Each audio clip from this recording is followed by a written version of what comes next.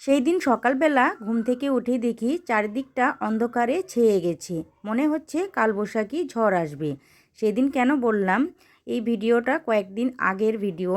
তো তৎক্ষণাৎ আমি ভিডিওটা আপনাদের সঙ্গে শেয়ার করতে পারিনি, কারণ অনেকটাই ব্যস্ত ছিলাম। তো বন্ধুরা, সেদিন আমি সারাদিনটা কিভাবে কাটিয়েছি চলুন তাহলে শেয়ার করি। বেশ কিন্তু সকালে 6:30টার সময় উঠেছি। উঠেই দেখি একদম অন্ধকার করে এসেছে, আর আকাশটা প্রচুর পরিমাণে গুড়গুড় করে ডাকছে।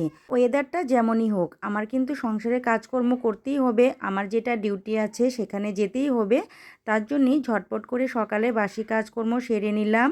তারপর স্নান করে পুজো করে ব্রেকফাস্টটাও বানিয়ে নিলাম। তো ডিউটিতে যাব বলে রেডিও হয়ে নিয়েছি, তার মধ্যেই এমন বর্ষণ শুরু হয়েছে, আমি আর যেতেই পারলাম না। যেতে যখন পারিনি, স্যারকে কিন্তু ইনফর্মও করে দিয়েছি। তো তারপর আর কি বাড়িতেই কাজকর্ম শুরু করে দিলাম। এই ঘর গোছানো, ছেলেকে যেহেতু সকালবেলা একটু পড়িয়েছিলাম, তো বিছানাটা কিন্তু একদম অগুছালো পড়ে রয়েছিল, সেইগুলাই কিন্তু এখন খুব সুন্দর করে গুছিয়ে নিচ্ছি। বিছানাটা যদি গুছানো না থাকে একদমই আমার ভালো লাগে না। তো দেখুন, কাজ করতে করতেই কিন্তু কারেন্টটাও চলে গিয়েছিল।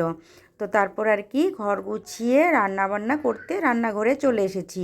একদম সিম্পল রান্নাবান্না করব। তো দেখুন, সয়াবিনের একটা সবজি বানাচ্ছি, আর এদিকে পেঁয়াজ লঙ্কা দিয়ে শুটকির চাটনি করছি।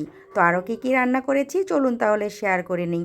ভাত হয়ে গিয়েছে, শুটকির চাটনি করেছি, শুটকি ভাজা করেছি, মুগের ডাল করেছি, তারপর করেছি এই যে সয়াবিনের সবজিটা, সেটা।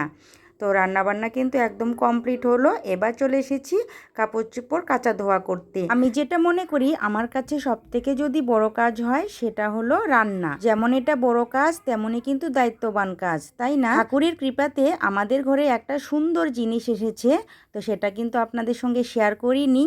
তো আজকে কিন্তু সেটা শেয়ার করব। তো আপনারা কিন্তু পুরোপুরি ব্লগটা দেখতে থাকুন। অন্য দিনের তুলনায় আজকে কিন্তু আমার রান্নাবান্না একদম কমপ্লিট হয়েছে সকাল সকাল। সকাল সকাল বলতে এখন কিন্তু 1টা বাজে। তো রান্নাবান্না কমপ্লিট করে নিলাম। তারপর কাপড় চোপড়ও কিন্তু কাচা ধোয়ার জন্য ভিজিয়ে রেখে দিয়েছি। আর এদিকে দেখুন, বেশ কয়েকটা বাসন বের হয়েছিল, সেই বাসন কয়টাও মেজে নিচ্ছি। আর বাসন মাজতেই কিন্তু আমার ভাগ্নেটাও চলে এসেছে, তো ওকেও ভাতটা দিয়ে দিব। তার আগে কিন্তু এই যে কাপড়গুলো ধুয়ে নিলাম, রোদ্রে মেলে দিচ্ছি। জানি আজকে কিন্তু শুকাবে না, 2 দিন লাগবে, কারণ অর্ধেক বেলাটাই তো চলে গিয়েছে। আচ্ছা বন্ধুরা, আমি যে কথা বলছি বাইরের কিন্তু নয়েজ চলে আসছে, আমি জানি। তো আপনারা কিন্তু একটু অ্যাডজাস্ট করে নেবেন। তো যাই হোক, এই যে কাপড় চোপড়গুলো তো রোদ্রে মেলে দিলাম। তারপর খাওয়া দাওয়া করে বিকেলে কাজকর্ম সেরে চলে এসেছি সন্ধ্যাবেলা সন্ধ্যাবাতি দিতে। তো কিছু নোটিস করেছেন? এই যে দেখুন, আমার ভগবানের জন্যে সুন্দর একটা আসন নিয়েছি। হ্যাঁ, আসনটা খুবই ছোট। তো আপনাদের কেমন লাগলো অবশ্যই কিন্তু কমেন্ট বক্সে জানাবেন। ভালো লাগলে লাইক কমেন্ট শেয়ার করে দিবেন। আজকের মতো টাটা।